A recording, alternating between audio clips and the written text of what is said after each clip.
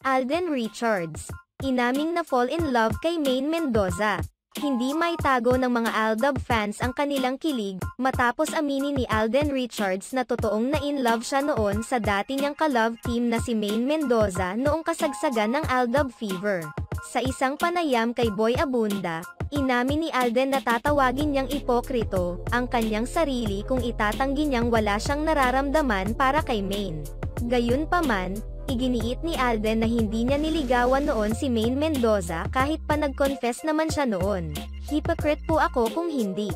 Ayoko pong sabihing alam niya but I did confess, pag-amin ni Alden. Agad namang umani ng samut-saring reaksyon mula sa mga netizens ang pahayag na ito ni Alden Richards. Marami sa mga Aldab fans ang nasisiyahan lalo na ang mga naniniwalang peke ang kasal ni Maine kay Ardio.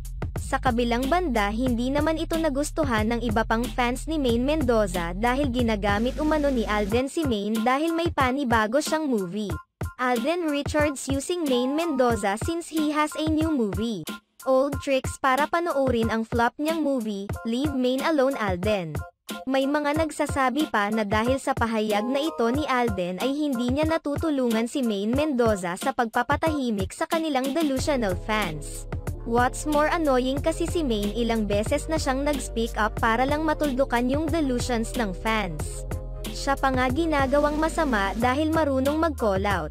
Pero si Alden, nakikita pang pumupunta sa event ng culto at continuously feeding their delusions.